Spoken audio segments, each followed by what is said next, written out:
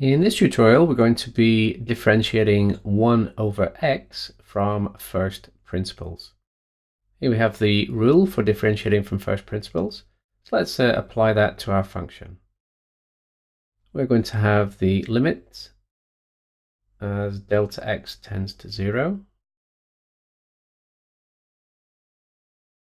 F of x plus delta x, that means let's take this original function and wherever we see an x, we replace it with x plus delta x. So we have 1 over x plus delta x.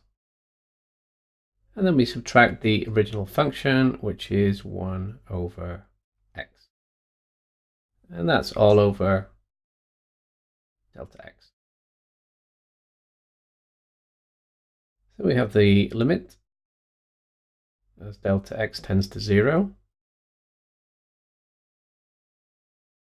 Now what we can do is we can subtract these two fractions here. So 1 over x plus delta x minus 1 over x. So we need to have a common denominator. So to do that, I need to multiply the numerator and denominator by x in this one. So that would give me x over x bracket x plus delta x. And we're subtracting for this one to get the same denominator. I would need to multiply it by x plus delta x.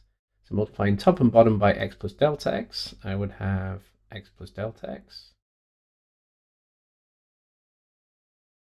over x bracket x plus delta x. And that whole thing is divided by delta x.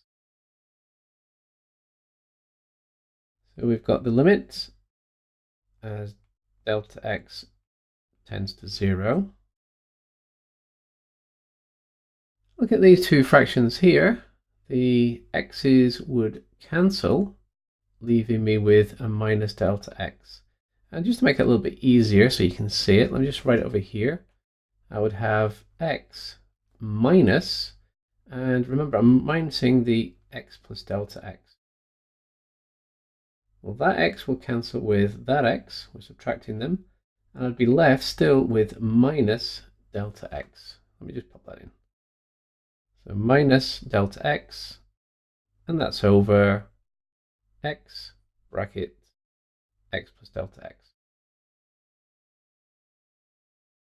And that whole thing is over delta x. So what I have is the limit as delta x tends to 0. Okay, let's look at this. So we're actually dividing here by delta x, and that's the same as multiplying this denominator by delta x. And again, if you're not sure of that, what we're actually doing is we've got a minus delta x over x plus delta x, and we're dividing that by delta x. Well, when you divide, let's put that one. When you divide fractions, you can flip the second fraction and change it to a multiplication. So we're going to be multiplying by 1 over delta x. And obviously this delta x here is multiplied by this denominator. So we end up with minus delta x. And we've got the delta x here with the original x here. And x plus delta x.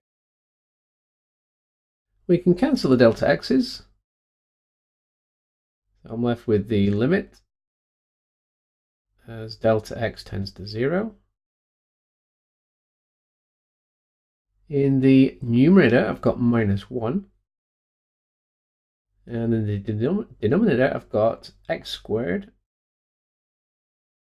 plus x delta x.